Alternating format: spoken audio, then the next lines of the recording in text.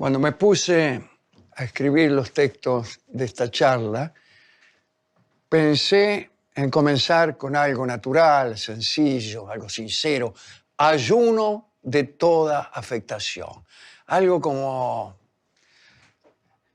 buenas noches.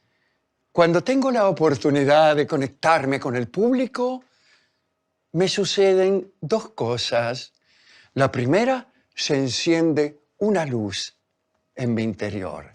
Y la segunda, una puerta se abre en mi pecho y un pájaro libre vuela quién sabe hasta dónde.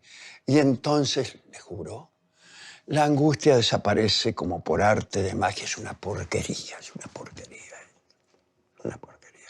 Me puse a pensar y cuanto más pensaba, más me preocupaba. Porque en verdad, el artista que en estos tiempos quiere hacer algo teatral se encuentra con un problema insalvable, y es que no hay teatro. El edificio del teatro no está. No está el escenario, no está la platea, no está el actor, no está el espectador. No hay nadie. ¿Y dónde están todos? En su casa, encerrados. Jorge Duati suele hablar del convivio. ¿Qué es el convivio? Bueno, en principio es un libro escrito por el Dante. Convivio quiere decir banquete.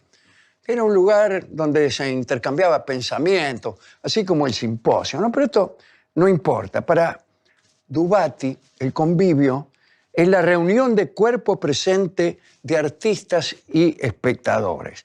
Esto naturalmente lo distingue del cine, de la radio, de la televisión. Bueno, es esa misteriosa comunión entre el espectador y el artista que no puede producirse en este tiempo. Estamos todos ausentes.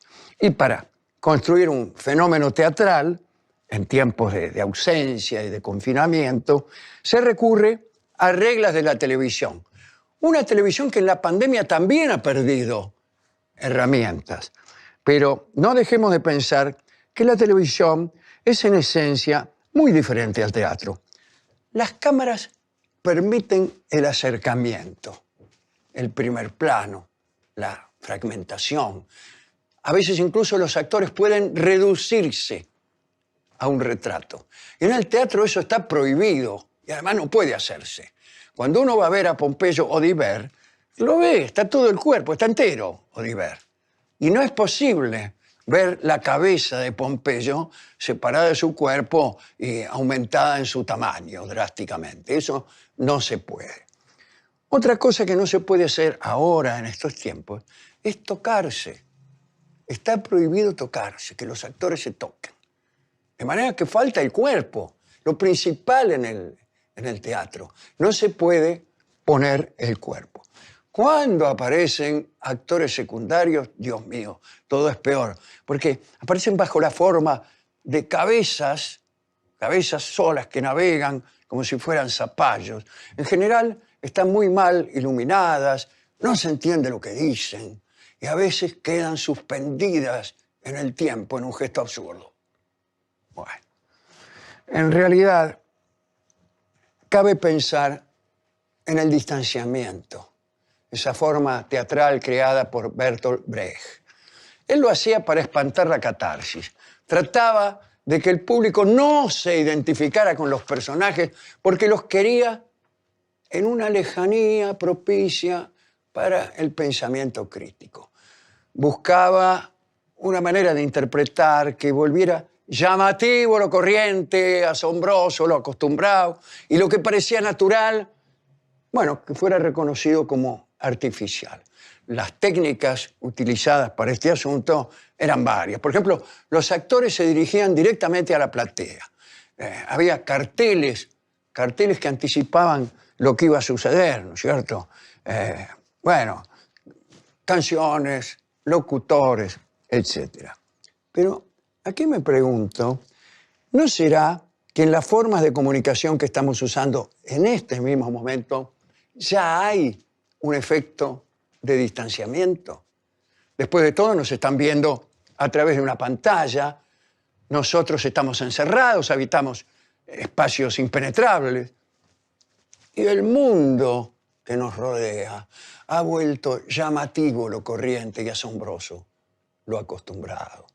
Los protagonistas de estas formas de emergencia también son asombrosos por mucho que pretendan no serlo. Se conectan, por empezar, de un modo imperfecto, dilatorio, complejo y violador de los principios de tiempo y espacio. Y te hablan como si te tuvieran enfrente. Hacen fuerza, mira vos, hacen fuerza para que creas lo que ya debería estar creído. Por ejemplo, el actor está en su casa y enfatiza que está en su casa. ¿Cómo lo hace? Bueno, toma un mate, agarra un mate y empieza, aquí estoy, amigos, en mi casa, tomando mate, y toma mate. O si no, agarra una botella de vino y se sirve, ¿no? Un ricino imposible debe ser aquel vino, pero el tipo lo toma como si fuera anda a saber qué. Bueno, después por ahí vienen mal vestidos, se sientan con la silla al revés, con el respaldo para adelante. ¿Qué pasa entonces? ¿Qué hago con eso? ¿Me lo creo o no me lo creo? ¿O desconfío? Cuando yo era chico, los hombres de radio de mi infancia hablaban con la audiencia como si estuvieran viéndola. Señora, ¿quiere encerar los pisos de su casa? Cera perfumada la rosa los deja relucientes. Y no había una señora escuchando, estaba yo escuchando, que no tenía ningún interés en encerar los pisos. Y hoy, tantos años después, aparecen periodistas, incluso de la televisión, que te interpelan, te dicen, a usted le estoy hablando, señor, a usted que está preocupado por la educación de sus hijos. Y por ahí el que está escuchando es mi hijo, que no está preocupado en absoluto por su educación y por nada que yo sepa entender. Bueno, todas esas cosas pensaba. Y estaba tan cansado que me empezó a parecer que el texto que había escrito no estaba tan mal. Y lo recité varias veces. Buenas noches, cuando tengo la oportunidad de conectarme con el público, siento dos cosas. La primera, que una luz se enciende en mi interior. Y la segunda, que una puerta se abre en mi pecho y sale volando un pájaro libre, anda a saber dónde. Y entonces la angustia desaparece como por arte de magia. De pronto escuché una voz. ¡Basta, señor! ¡Eso es espantoso! ¿Qué sé yo? Y pude ver, en un sillón que es ese que está ahí, sillón que hay, el fantasma doliente del artista antes llamado Gillespie. Mire cómo me pongo, estoy asustado ahora, calculo en ese momento. Me dice el fantasma, borre todo lo que escribió, yo le voy a ayudar, vuelva a pensar, anote. Y anoté lo que él dijo, ¿verdad? Que en unos papelitos, aquí los puse. Mirá, dice, no se ve nada. Dice lo siguiente, dice, figuras condenadas a estar siempre en un lugar. Personas que pierden parte de su cuerpo.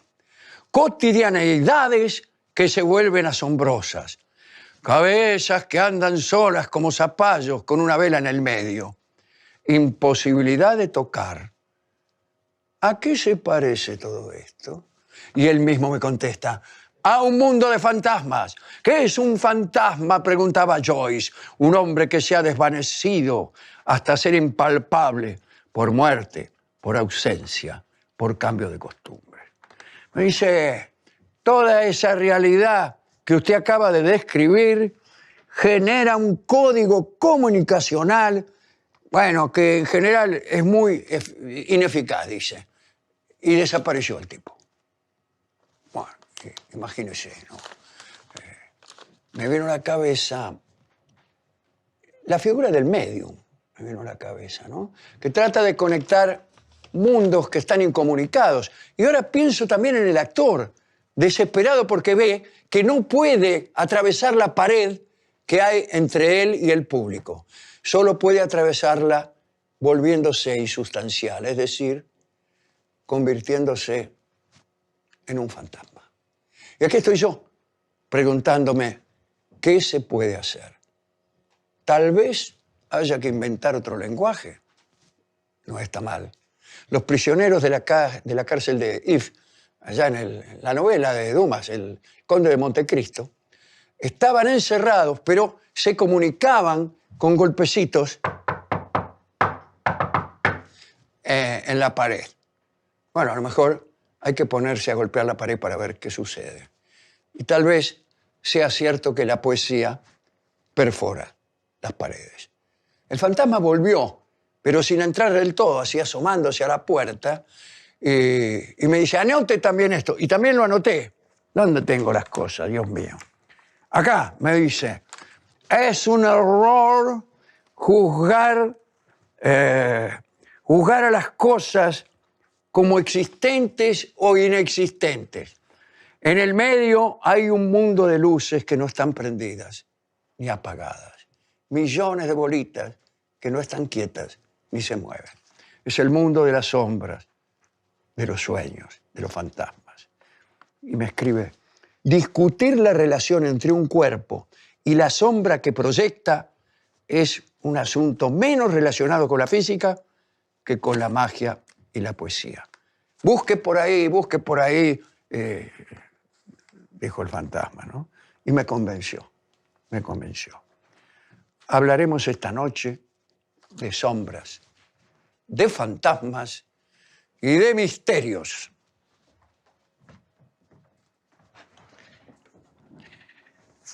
Los hechiceros tienden a considerar la sombra como una prolongación del ser. De este modo, cualquier daño que se viniera a causar en ella afectaría directamente la corporeidad. La sombra de una cosa ya es la cosa. Pero también es su fantasma, su versión imperfecta, su borrador, su estado decadente, ¿no? Recuerdo algunos ejemplos que los brujos de Chiclana han anotado como prodigiosos. En el Punjab había un roble viejo que fue talado. Una vez desaparecido, quedó su sombra. Y los habitantes de la región se refugiaban en esa sombra sin árbol. Un caso de accidente sin sustancia, como el gato de Lewis Carroll, ¿no? En Alicia en el País de las Maravillas. También cuentan la historia de un vendedor de helados que tenía la sombra trazada, de tal manera que sus acciones se proyectaban en el suelo 10 minutos después de haber sucedido. Mucho más interesante, naturalmente, es el caso inverso, ¿no? O sea, la sombra que se adelanta a los acontecimientos. Jorge Dorio me confesó una tarde que su sombra era simultánea a sus acciones, pero que era él el que seguía a su sombra. Es decir, la distinción no es temporal, sino lógica. Para Dorio, su sombra decide y su cuerpo obedece. Bueno, es una cuestión destinada a saber de dónde provienen nuestras voluntades. Creo que no podemos eludir en esta charla a los espiritistas, que siempre fueron buenos proveedores de sombras. A finales del siglo XIX, en Europa y en Estados Unidos, había un medium en cada esquina, ¿eh? Algo curioso, los espíritus que se presentaban describían un más allá propio para las clases dominantes, un más allá con calles empedradas o pavimentadas, servicios sanitarios, mucha iluminación, pocos pobres. Muchas veces se presentaban también espectros de grandes escritores, pero en general lo que escribían o lo que decían no era muy genial, salvo probablemente en un caso especial. Víctor Hugo era medium. ¿Qué tal? ¿Cómo les va? Víctor Hugo participó de muchas reuniones con mesas giratorias, sillas voladoras. Con él no cabían tonterías ni simplezas y, según se ha dicho, sus interlocutores fueron nada menos que el profeta Ezequiel, Dante, Molière, Shakespeare, Esquilo, Mahoma, Galileo y Jesucristo. Todos los convocados se expresaban con el mismo estilo de Víctor Hugo. Y lo que se obtuvo fue extraordinaria literatura. En una oportunidad quiso convocar a Byron y obtuvo la siguiente respuesta: no importunéis al poeta, su lira está rota, cantado su postrer cántico, dicha su última palabra. Molière también se negó, con buena prosa, a decir algo. De ultratumba los hombres todo secreto ignoran. No insista, vuelva pues a la ignorante noche de la que a veces logra, contra lo que es costumbre, librarse a duras penas. A mí, sin embargo, me gusta mucho Eusapia Paladino. Era una médium que convocaba a los espíritus de grandes músicos para armar ahí unos conciertos y bailongos fantasmales. El espíritu en realidad no se veía, no se presentaba, solo se oía la música que tocaba.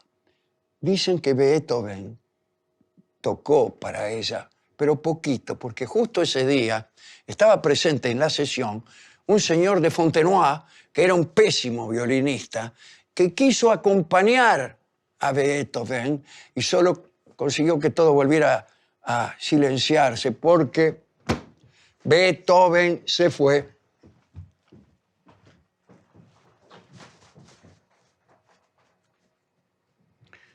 Hace algunos años, el periodista Juan Micheli me entrevistó y quiso saber cómo era mi casa. Empezó a preguntarme cómo eran las sillas, las mesas. Y yo en realidad me negué a contestarle, temiendo que toda la charla, 1 hora y media creo que era, versara sobre sillas, divanes y taburetes. Los programas de edición creyeron que aquella serie de negativas era muy divertida y la repitieron 500.000 veces, ¿no es cierto? Pero bueno, ahora estoy en mi casa y puedo aprovechar para contestarle a Juan Micheli. Les voy a mostrar algunas cosas que hay en casa, las únicas que para mí valen la pena. Por ejemplo, este espejo me lo regaló Patricio Barton. Bueno, es bastante ordinario, Patricio Barton. No, el espejo. Sin embargo, Barton me aseguró que permitía ver el pasado y el porvenir. Me dijo también que para lograr revelaciones había que instalarse desnudo frente a él, frente a Patricio Barton, si era posible a la medianoche. Al principio parece que no sucediera nada, pero tal vez la persistencia en exponerse cada noche en un sitio solemne, con la mente preparada, va afinando los sentidos. Más tarde o más temprano, el conocimiento llega. Para el que está ansioso de misterio, cualquier percepción visual se convierte en interpretativa, metafórica o aspira de algún modo a constituirse como respuesta oracular. Bueno, la verdad es que creo que no funciona, ¿no? Pero acá tengo algo que roza lo sagrado. Como que es una carta de San Pedro. Me la trajo Stronati de Roma. Así que seguro de que es verdadera. Voy a abrirlo con mucho cuidado porque todo esto es muy valioso. Así que vamos a ver. Yo calculo que es una carta enviada a Santo Tomás cuando San Pedro estaba en Roma y Tomás andaba por la India. Habla de un milagro, y el milagro también es algo que está entre la luz y la sombra, entre lo que es y lo que no es, entre lo que se percibe y lo que no se percibe. Pero leo la carta de Pedro que todos ustedes están esperando. Dice: el hacedor de milagros se encuentra día tras día con arduas encrucijadas morales que no siempre sabe resolver con acierto. Es que hay que admitir que muchas veces el poder no viene acompañado por la inteligencia o el buen juicio. Como humilde gestor de maravillas, trato siempre de ayudar a los que sufren, pero a veces me equivoco. Usted que me conoce lo sabe bien, dice San Pedro. Mi última intervención en nombre del cielo es tan nefasta que me veo obligado a recurrir a usted para que me perdone a la distancia. Voy a los hechos. En el piadoso círculo que me rodea apareció Petronila, una muchacha virtuosa y casta, de cuya protección me he ocupado con el mayor celo. Bueno, testigos más mundanos que yo podrían certificar su inusual hermosura. Pero es necesario que usted sepa que la belleza suele ser el paso anterior a la perdición. La lujuria se inclina ante lo bello y huye de la fealdad. Recuerdo un anciano pescador del lago de Galilea que, refiriéndose a una muchacha poco agraciada, dijo que la cara le cuidaba el resto. No era este el caso de Petronila. Pasé largas noches a puro rezo, implorando protección para una castidad amenazada por muchedumbre de pretendientes en celo. Por fin, oh impaciencia, me decidí por el camino más directo y gestioné el siguiente milagro. Hice que Petronila se volviera fea y enferma. Sus rasgos se modificaron drásticamente y se agarró, andá a saber qué peste incurable. Los hombres se alejaron de ella, pero mis compañeros sintieron piedad y me pidieron que volviera tras el prodigio y le devolviera los dones perdidos, aunque fuera un poco. Pero yo ya estaba emperrado. Ya sabe cómo soy cuando una cosa se me mete entre ceja y ceja. Yo la veía a salvo, tranquila y virtuosa, mientras gritaba, sufriendo desde su lecho, tan distinta de las otras muchachas de la población que saltaban la soga por las tardes y se refocilaban con los mozos de cuadra por las noches. Unos años después, me pareció que ella había aceptado su virginidad y entonces derogué el milagro. Ella volvió a ser hermosa y saludable. Sin embargo, no se la veía del todo feliz. Para peor, vino a suceder que un juez de la localidad, se llamaba Flaco, se interesó por ella y empezó a cortejarla. Tan casta se había puesto Petronila que, no solo lo rechazó drásticamente, sino que me pidió, sollozando, que volviera a concederle la deformidad y los achaques. Anóteme el siguiente pecado, dice San Pedro. Negué toda responsabilidad en los cambios anteriores, pero ella no me creyó.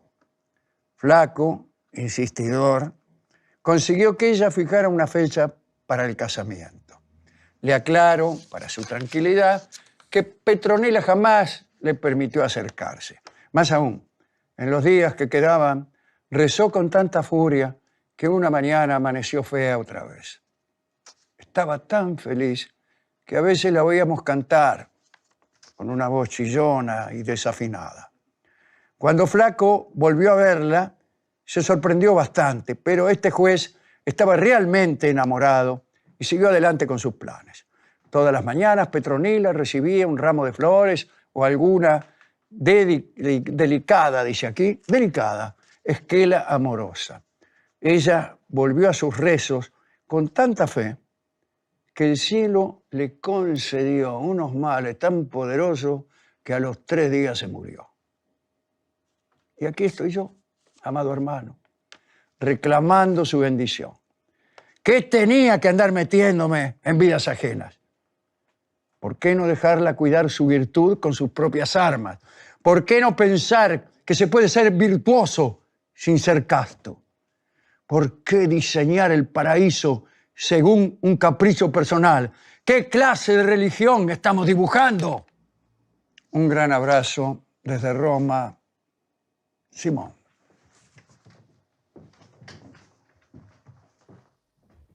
Querido Micheli, este es el pianito. Yo en el piano grande no toco porque suena muy fuerte y le tengo miedo a los vecinos. Así que a veces, a la noche, muy tarde, me siento.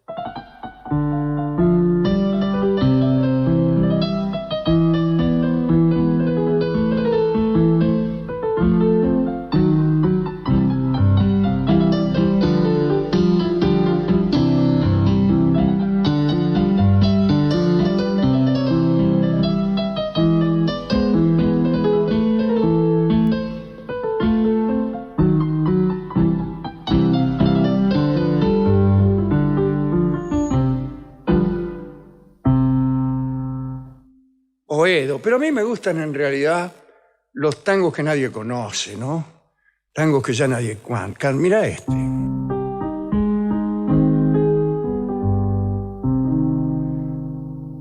Me acuerdo que por Florida la paseaba en boiturete y le compraba vestidos de paquín y de sorchete. La traguía de carruaje, lancha en el Tigre que un Ford, garzonier del pasaje a todo lujo y confort. Más lindo es este que viene. A ver si lo puedo cantar. Este es un tango que cantaba Alberto Gómez y que la única persona que lo conoce actualmente es mi tía Elcira. Y yo, más o menos.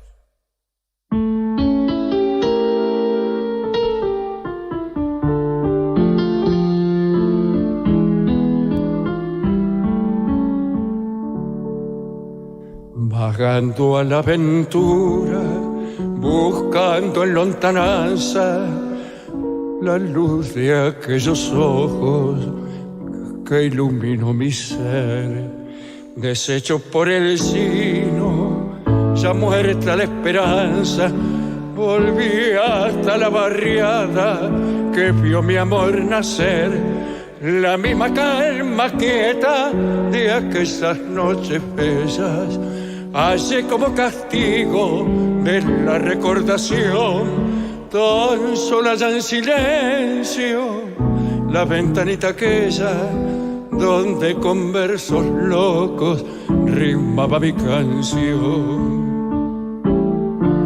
Que nadie se entere que vuelto a la reja, golpeado por la pena de mi soledad, que nadie le diga que he vuelto a buscarla y al ver que no estaba me he puesto a llorar, que nadie se entere que loco he golpeado la reja maldita que me oyó cantar. A nadie le digas, ventanita amiga, que has visto en mis ojos la pena sangrar.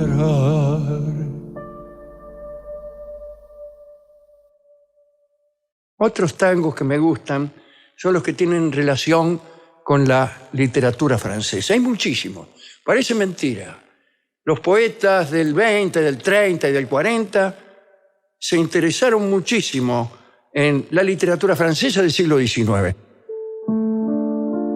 Mezcla rara de Musetta y de Mimi, con caricias de Rodolfo y de Jonar. Aquí está la novela Escenas de la vida bohemia de Henri Murger. Están todos sus personajes, Rodolfo, el poeta, Jonar, el músico y todo lo demás.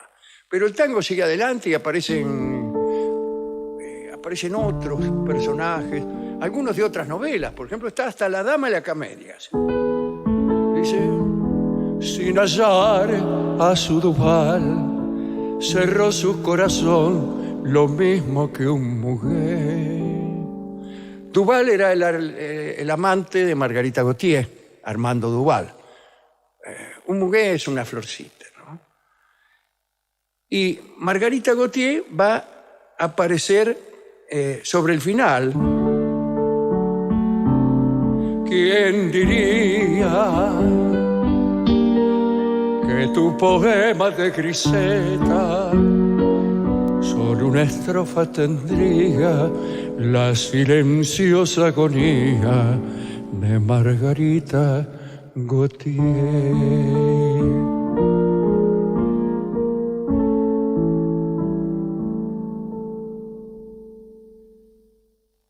También hay partes de Manon Lescaut acá, ¿eh? Alentaba una ilusión, soñaba con De Grieux, que en la noche más fría, con sus ojos de miel, me decía, no llores, no llores, que no te quiero. Soñaba con De Grieux, que en la noche más fría, con sus ojos de miel, me decía, no llores, no llores, que no te quiero. Soñaba con De Grieux, que en la noche más fría, con sus ojos de miel, me decía, no llores, no llores, que no te quiero. Alentaba una ilusión, querías hermano. Claro, la locuela Manon Lescaut, que también tiene su tango, que es un tango que se llama Indiferencia. Escúchame, Manon, y déjate querer, olvida la tenaz preocupación del hombre aquel. Bueno, hay tangos para casi todos los libros del siglo XIX. E incluso hay letras del siglo XIX que algunos autores, que no quiero nombrar, se han afanado, ¿no? Pero a veces le doy una.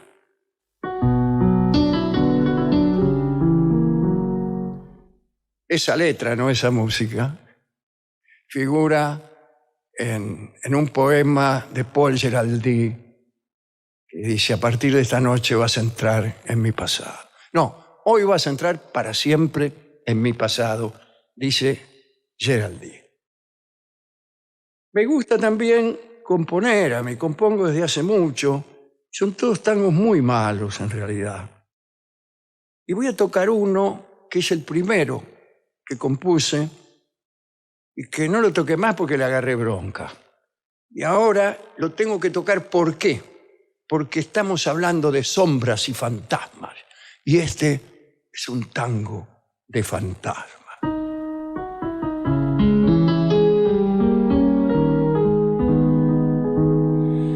Era un fantasma que rodaba por el Belgrano, por esas calles de contramano, y que paseaba sus cadenas de glicina, cruzando un virrey en cada esquina. Tocaba tangos con la rama de sabana, bailaba valses en las barrancas y se robaba las neblinas del otoño para ponerlas de alfombra en su bulín. Se filtra por las paredes, hace temblar las persianas y apaga los faroles de Loreto cuando ve que una pareja va hacia el bajo y bajo un árbol hacia un alto. Conoce todos los vientos, de Congreso hasta la Croce, y en la vieja estación arrastra sus cadenas y un dolor.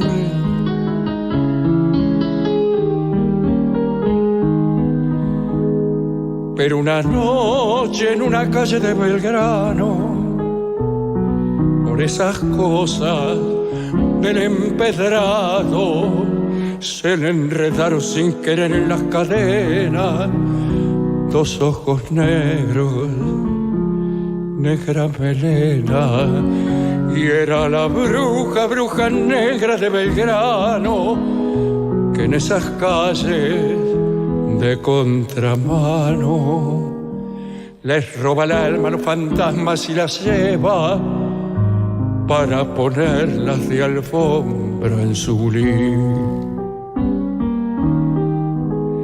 Ya no cruza las paredes el fantasma de Belgrano y llora en las esquinas de Loreto cuando ve que una pareja va hacia el bajo y bajo un árbol hacia un alto. Llora por todos los vientos, de Congreso hasta la Croce, y en la vieja estación arrastra sus cadenas y un dolor.